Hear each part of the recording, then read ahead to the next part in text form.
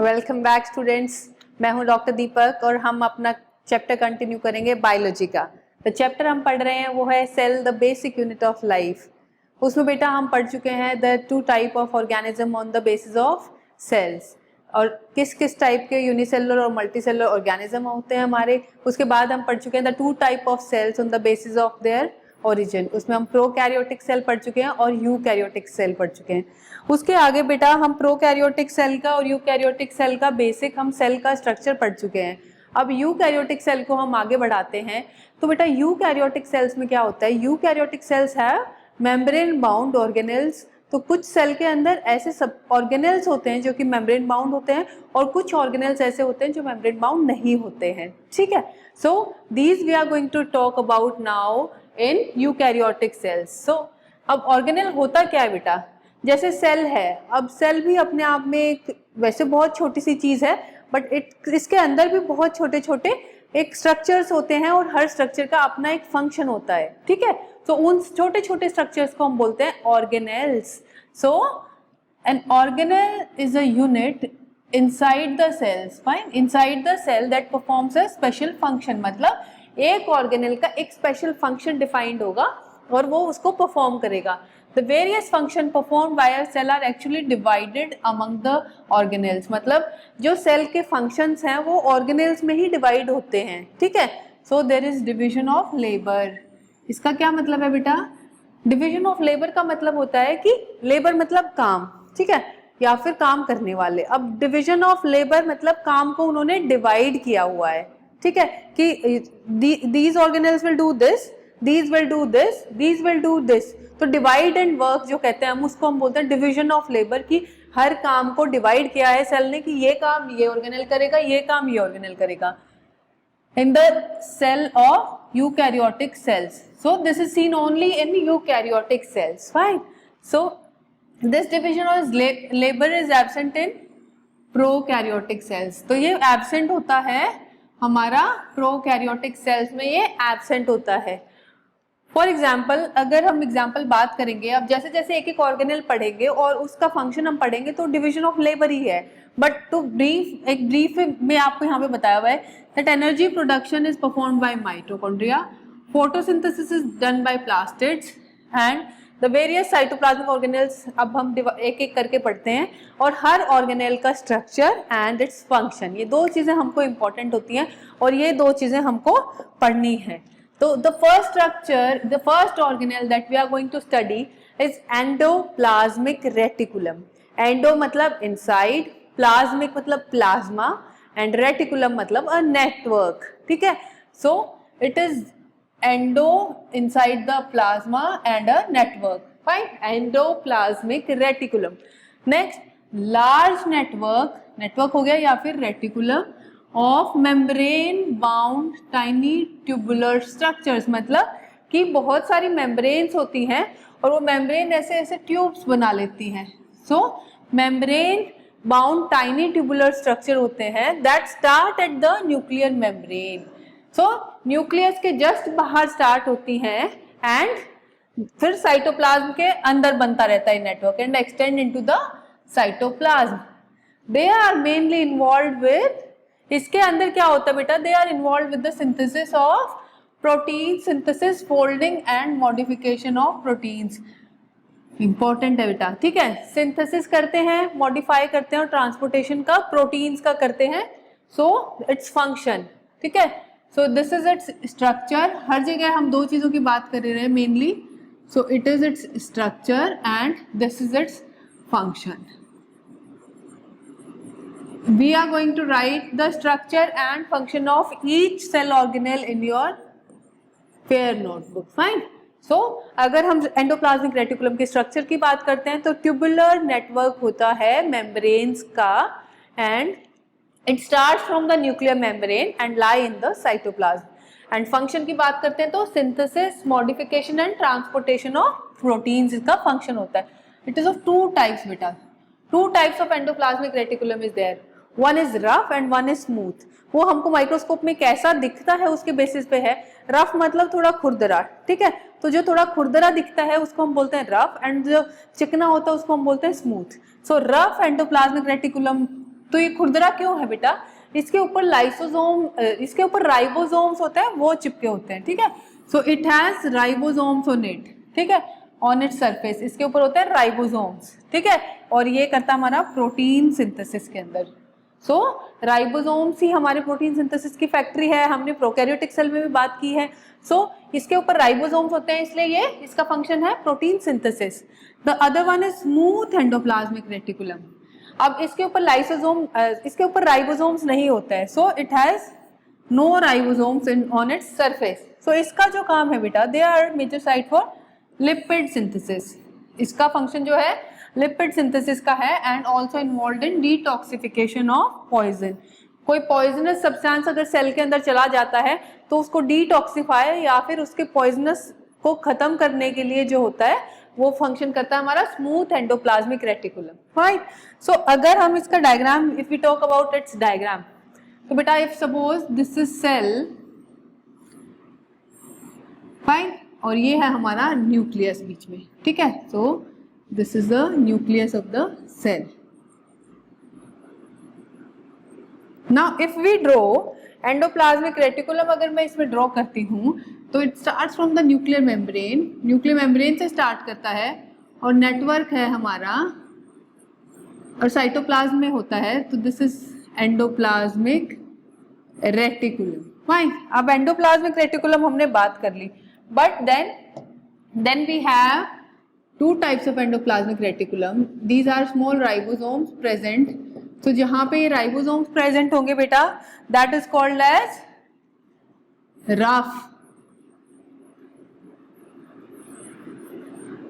That is called as rough endoplasmic reticulum. And जो उसके अलावा जो बच गया जहां पे राइबोसोम्स नहीं है, that is called as the smooth endoplasmic reticulum, fine, ठीक है। This is the basic diagram. अगर मैं पूरा सेल दिखाऊंगी तो सेल के न्यूक्लियस के वहां से स्टार्ट होगा हमारा एंडोप्लाज्मिक रेटिकुलम बनना, और अगर राइबोसोम्स हैं उसमें तो रफ है और राइबोसोम्स नहीं है तो स्मूथ है। अब जो आपकी बुक में जो डायग्राम दिया हुआ है हम उसकी बात करते हैं। ये एक सेल का एक क्लोजअप व्यू दिया हुआ है, इतना पोर्शन दिखाया हुआ है इन्होंने सेल का यहाँ पे, this portion they have shown, okay. So this is the nucleus, this is the nucleus they have shown. अब जो न्यूक्लियस के बाहर जो न्यूक्लियर मेम्ब्रेन है वहीं से हमारा स्टार्ट हो रही है ट्यूब्स बननी मेम्ब्रेन की, जिसको हमने बोल दिया एंडोप्लाज्मिक रेटिकुलम, ठीक है।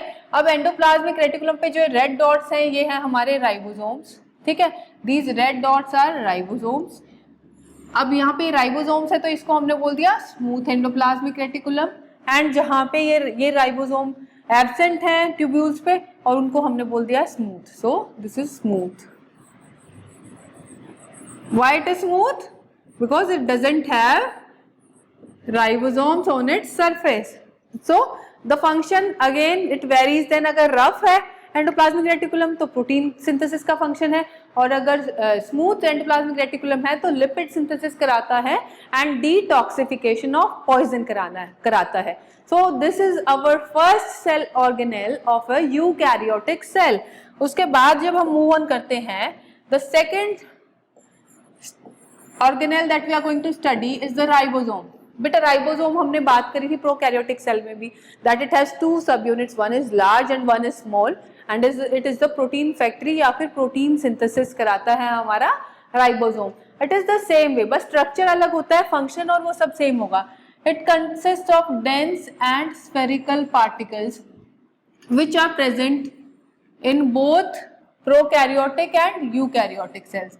So now you know that ribosome is present in both prokaryotic and eukaryotic cells. The site of protein manufacturing. Its function is protein manufacturing, क्योंकि रफ एंडोप्लाज्मिक रेटिकुलम पे एसोसिएटेड होता है तो उसका फंक्शन भी हम बोलते हैं protein manufacturing. Fine, they are found either free, या तो फ्री मिलते हैं और attached with the endoplasmic reticulum, जिसको हम बोलते हैं फिर रफ एंडोप्लाज्मिक रेटिकुलम। सो अब ये कैसे मिल सकते हैं साइटोप्लाज्म में, या तो फ्री होंगे या फिर एंडोप्लाज्मिक रेटिकुलम के साथ एसोसिएटेड होंगे उसके सरफेस पे। They are not bound by any membranes, membrane नहीं होती है, and are complex of they are a complex of ribonucleic acid, RNA and proteins. तो इसके स्ट्रक्चर में क्या होता है, it has RNA and protein in it. ठीक है। तो आरएनए और प्रोटीन से ही बना है, प्रोटीन सिंथेसिस में हेल्प करता है, कोई मेम्ब्रेन नहीं होती है, प्रोकैरियोटिक सेल में भी होता है, यूकैरियोटिक सेल में भी होता है, या तो सेल में फ्री होगा या फिर एंडोप्लाज्मिक रेटिकुलम के सरफेस पे होगा। So that is all about ribosome. It is very very small but is very very important, because सब कुछ जो है प्रोटीन सिंथेसिस पे डिपेंड करता है, और प्रोटीन सिंथेसिस होता है हमारा राइबोसोम में। So this the structure and the function again you have to write in your fair notebook. So moving on to the third organelle which is Golgi apparatus, और इसी को हम बोलते हैं बेटा Golgi body. So this we had discussed previously. The scientist which discovered it was Camillo Golgi. So this was first described by Camillo Golgi in 1898. ये हम बात पहले कर चुके हैं। अब इसमें क्या होता है बेटा, it consist of a system of many flat disc shaped sacs. ऐसे बेटा हमने डिस्क की बात करी थी, ऐसे डिस्क सी होती है, तो ऐसे ऐसे स्ट्रक्चर्स होते हैं, और स्टैक्स मतलब ऊपर नीचे हमारे अरेंज हो जाते हैं, तो ये डिस्क शेप्ड सैक्स अरेंज हो जाते हैं आपस में, इनको बोल दिया सिस्टर्न। ठीक है।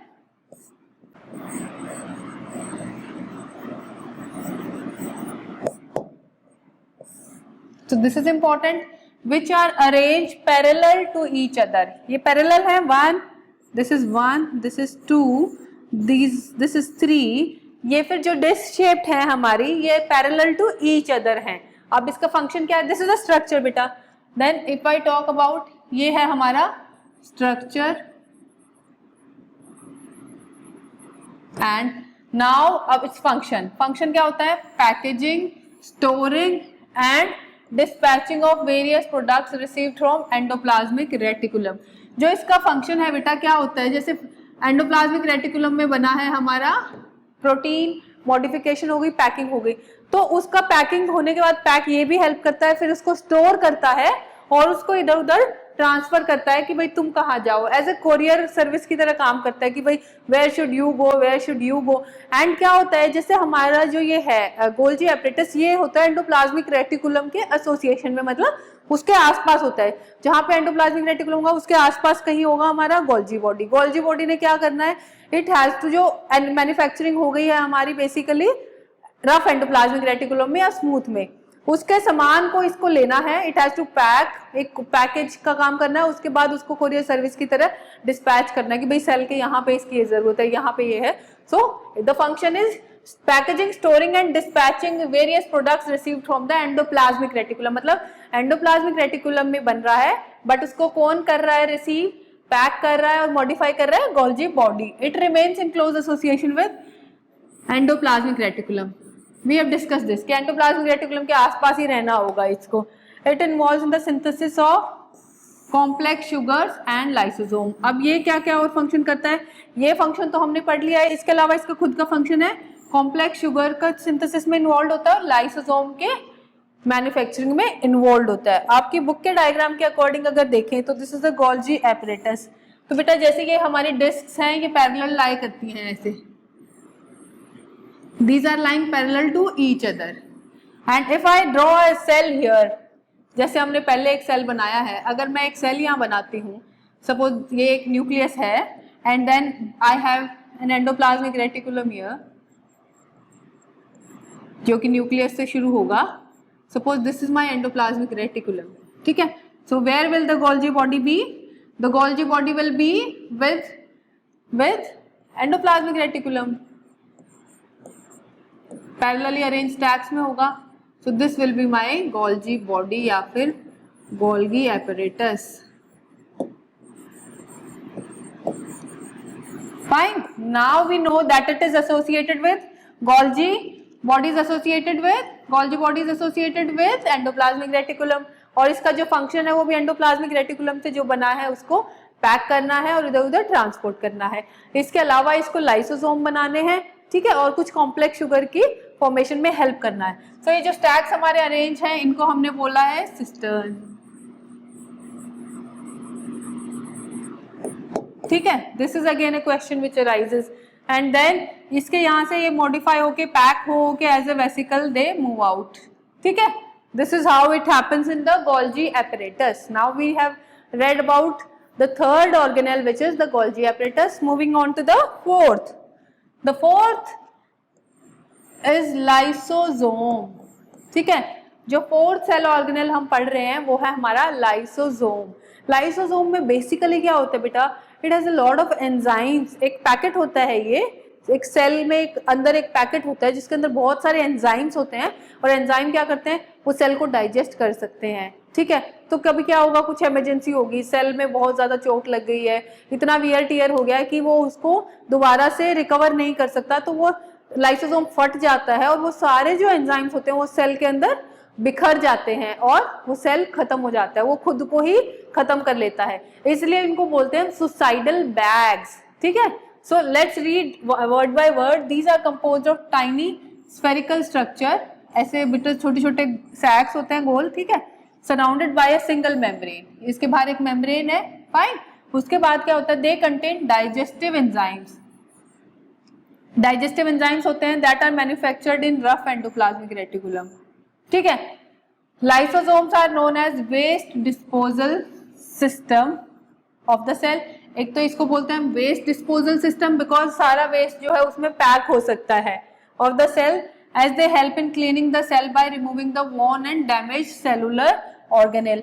जो भी ऑर्गेनेल सेल में खराब हो गया तो ये कहता आओ मेरे पास आओ, मैं डाइजेस्ट कर दूंगा तुम्हें, मेरे पास इतने सारे एंजाइम्स हैं that I will digest anything. कुछ भी जो वॉर्न आउट है या वियर टियर हो गया, कोई बूढ़ा हो गया कोई ऑर्गेनेल या उससे फंक्शन नहीं हो रहा है, तो ये कहता है कम टू मी. वो अपने पास बुला लेता है और उसको खुद ही डाइजेस्ट कर देता है, उसका अपने अंदर लेके उसको खत्म कर देता है. सो वेस्ट डिस्पोजल कहाँ हो रहा है हमारा, लाइसोसोम को बोलते हैं वेस्ट डिस्पोजल सिस्टम. उसके अलावा क्या कहते हैं, they are also called as suicidal bags या suicide bags of the cell, क्योंकि they can digest their own cell. अभी तो बेटा ऑर्गेनेल को तो ये अपने अंदर लेता है ऐसा. चल वही छोटा सा मान लो सपोज यहाँ राइबोसोम है, अब इसको फंक्शन नहीं करना आ रहा तो कहता है चल अंदर आ जा, तो उसको डाइजेस्ट कर दिया. बट अगर पूरा ही सेल ऐसा हो गया हमारा कि उससे फंक्शन नहीं हो रहा है तो ये पूरा ये फट जाएगा, फिर सारे एंजाइम्स बाहर और सुसाइड हो जाएगी सेल की. तो इसलिए इसको बोलते हैं suicide bags of the cell. ठीक है, सो लाइसोसोम इंटरेस्टिंग सा है. ठीक है, सुसाइड बैग भी कहते हैं इसको हम, और वेस्ट डिस्पोजल सिस्टम भी कहते हैं. द ओनली थिंग जो इसमें इंपॉर्टेंट है कि इसके अंदर बहुत सारे डाइजेस्टिव एंजाइम्स होते हैं. तो जैसे ही आपको ये याद आएगा कि lysosome okay it must be having a lot of enzymes. अब लॉट ऑफ एंजाइम्स क्या करेंगे, लॉट ऑफ एंजाइम्स या तो वेस्ट मटेरियल को खा जाएंगे या फिर पूरे सेल को खा जाएंगे. So this is how we will know about its function as well. अब लाइसोसोम का एक स्ट्रक्चर आपके उसमें दिया है, though not very important to remember, क्योंकि हमें सिर्फ इतना याद रहे कि इट इज अ बैग और इसके एक मेम्ब्रेन में कवर्ड होता है. बट थोड़ा सा अगर इसको दिया है डिटेल में so we should know it a little. बाहर जो है एक सिंगल मेम्ब्रेन होती है, it has a single membrane. जो बेसिक स्ट्रक्चर की हम बात करें तो it has single membrane and बहुत सारे हाइड्रोलिटिक एंजाइम्स होते हैं अंदर. ठीक है, या फिर डाइजेस्टिव एंजाइम्स होते हैं, पूरे अंदर डाइजेस्टिव एंजाइम्स भरे हुए हैं और बाहर एक मेम्ब्रेन है. ठीक है, तो इनके बीच में एक और हमारे को दी हुई है लिपिड लेयर. एंड उसके अलावा जो बाहर इसमें जो हमारा इसके मेम्ब्रेन है आउटर मेम्ब्रेन, उसके अंदर glycosylated membrane transport proteins, it will be E here. Okay, आपकी बुक में ई होगा ए की बजाय. ग्लाइकोसाइलेटेड मेम्ब्रेन ट्रांसपोर्ट प्रोटीन, ये कुछ प्रोटीन अंदर ट्रांसफर करना, कुछ सामान अंदर ट्रांसफर करना है या कुछ बाहर निकालना है. So this will be done by these membrane transport proteins. You don't need to remember, you need to remember कि ये single membrane होता है और इसके अंदर बहुत सारे digestive enzymes होते हैं. So these are the 4 organelles जो हमने पढ़े हैं and all 4 are really very important.